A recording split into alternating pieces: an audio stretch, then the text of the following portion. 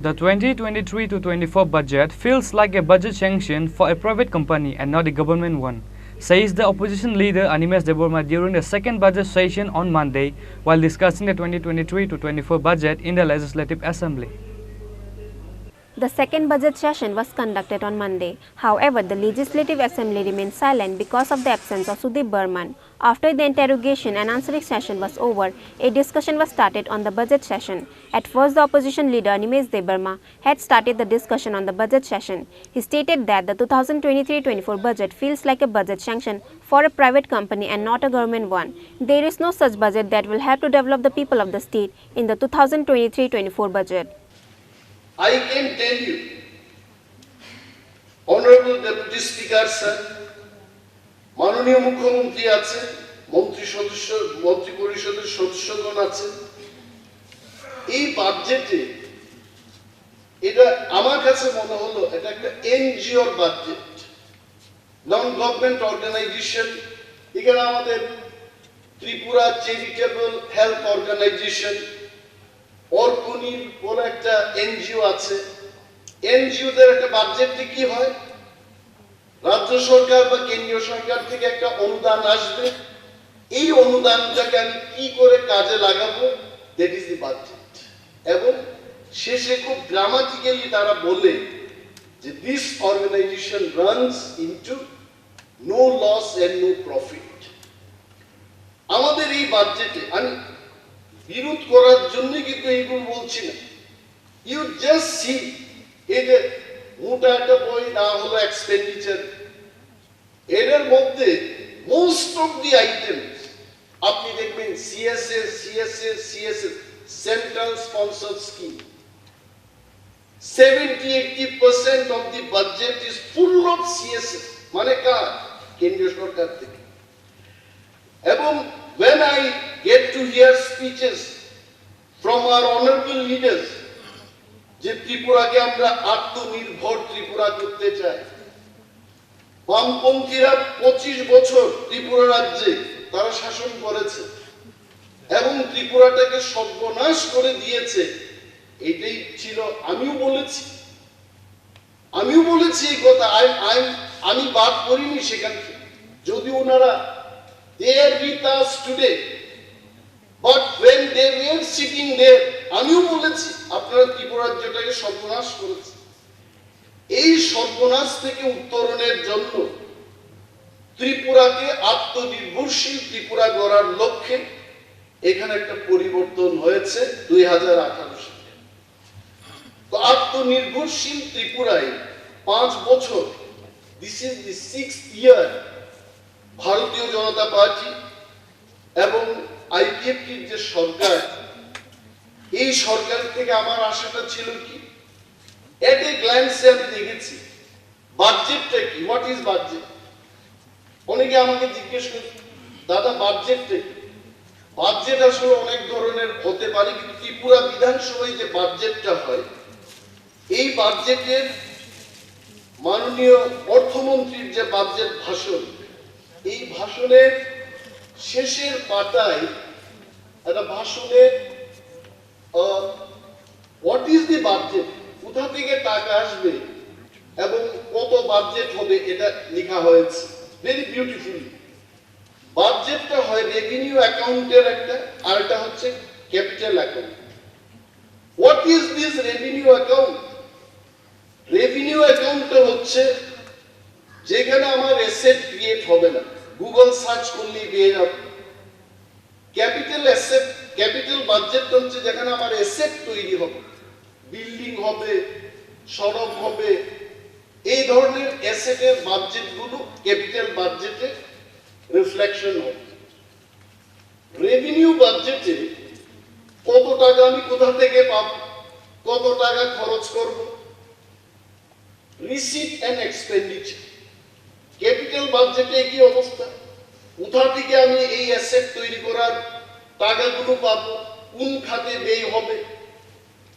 একটা জিনিস দেখেছি যে আত্মনির্ভর ত্রিপুরা, এটা কি শুধু ভাষণেই থাকবে না আদৌ এটা সত্যিকারের বাস্তবায়িত হবে? I have doubt. আমি আপনাদের নির্বাচনী প্রতিশ্রুতিতে দেখেছি যে জাতীয় স্তরে একটা হাসপাতাল করা হবে, All India Institute of Medical সায়েন্সের মতো একটা হাসপাতাল ত্রিপুরায় গড়া হবে। Very nice. প্রথম 5 বছর তো হলো না। Now you are entering in the second phase of your government, কিন্তু বাজেটে তার কোনো উল্লেখ নেই। তাহলে আপনারা নির্বাচনের সময় যা বলেছেন এটার প্রতিফলন আপনারা করছেন না। ইফ আই টক ভিশন ডকুমেন্টে আপনারা যা বলেছেন, আমি গিয়েছি কিছু কিছু বাজেটের বই দেখেছি, ফর 2021, 19, তারপরে 20 এগুলো দেখেছি। Very sad to tell the house যে এটার রিফ্লেকশন খুব কম হয়েছে। মাননীয় মুখ্যমন্ত্রী এখানে হাউসের মধ্যে আছেন, লিডার অফ দি হাউসকে আমি দৃষ্টি আকর্ষণ করে বলবো, আপনাদের উপর রাজ্যের এডিসি এলাকার মানুষের একটা আশা ছিল যে বামেরা 25 বছর, তার আগে 10 বছর, 35 বছরে, আমি বলেছি এই কথা, এডিসি কে আর বাড়তে দিল না। এটা টবের মধ্যে একটা নারিকেল গাছ লাগিয়ে এটাকে যেভাবে জীবন্ত রাখা হয়, এটার অবস্থা ওই জায়গায় গেছে। We expected বিজেপি এবং আইপিএফটি এই সরকার একটু সময়ের দিকে খেয়াল রাখবো। মাননীয় উপাধ্যক্ষ মহোদয়, I am very timely man, আর আপনিও আমাকে টাইম দেবেন আমি জানি। তো let me just talk about that. এগুলো আমরা বললে সরকার জানবে যে কি হচ্ছেটা কি। এইখানে বাজেটটা দেখে আমি খুব ব্যথা পেলাম, আমি খুব ব্যথিত হলাম। সেই দিন আমাদের স্পিকার মহোদয় আমাকে বলছিলেন, অনিমেষ বাবু আপনি যে এইভাবে ওয়েলে নেমে চিৎকার করবেন, এটা দেখে আমি ব্যথিত হলাম। রাত্রিবেলা গিয়ে চিন্তা করলাম, হয়েছে ওনার ব্যথা। আমিও এই বাজেটটা দেখে ব্যথিত হলাম যে এইবার কি বাজেটটা দিয়েছে। 2022-23-এ এডিসির জন্য বাজেট ছিল 619,25,00,000 টাকা। এইবার প্রফেসর ডক্টর মানিক সাহা মহোদয়ের নেতৃত্বে, সুশিক্ষিত মুখ্যমন্ত্রীর নেতৃত্বে আমরা আশা রেখেছিলাম যে এই বাজেটটা হয়তো বা 1-1.5 হাজার কোটি টাকার মধ্যে থাকবে। যখনই ওনার সাথে আমাদের দেখা হয়, in person, in private also we tell, please take care of the people living in TTADC area. কিন্তু এইবার বাজেটটার পরিমাণ কি? 672,64,00,000 টাকা। It is only an increase of few lakhs of rupees, only few crores. এবং রাজ্যের যে বাজেট 27,000 কোটি টাকা দিয়ে এটাকে যদি পার্সেন্টেজ বের করা হয়, it comes around only 2.7% budget.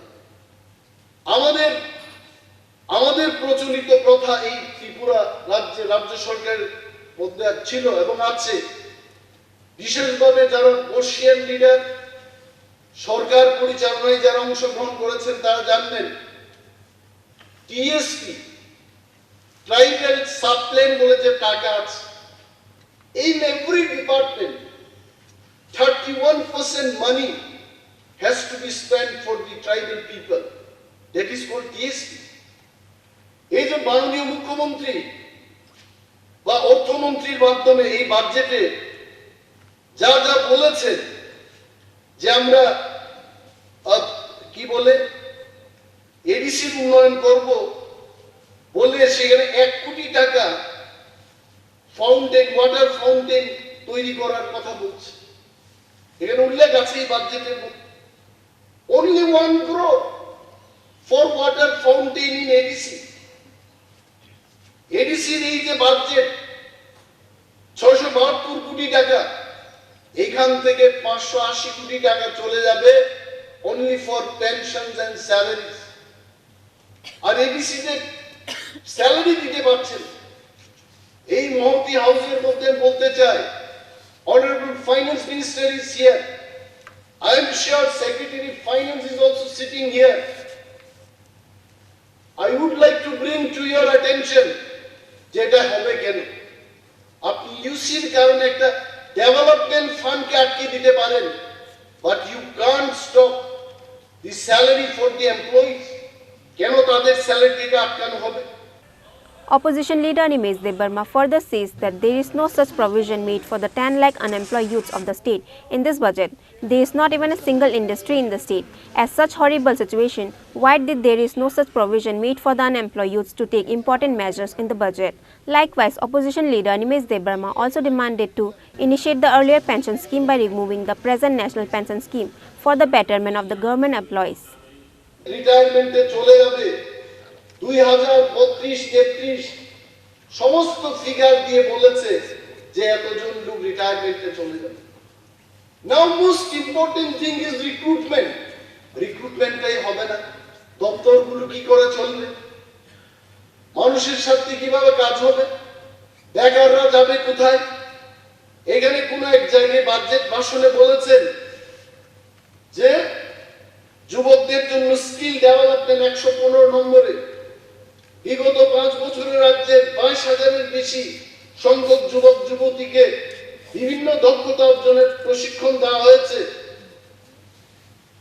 Please take my statement, record it. এই রাজ্যের যারা স্কিল ডেভেলপমেন্টের প্রশিক্ষণ পেয়েছে, how many of them got job? Most of them they did not get job. এই ত্রিপুরা রাজ্যে ঘোরাফেরা করছে। কারণটা কি?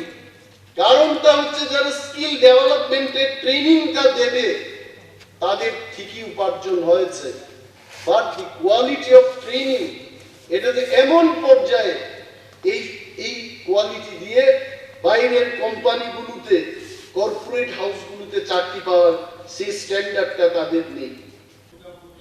He further make an allegation by saying it is of no use by establishing hospital in every places if there is no sufficient doctors and hospital faculties. Likewise, opposition leader Animesh Debarma also condemned on the budget proposed for ADC. Reported by Krishanu and Amit from Legislative Assembly, Chinikhorang.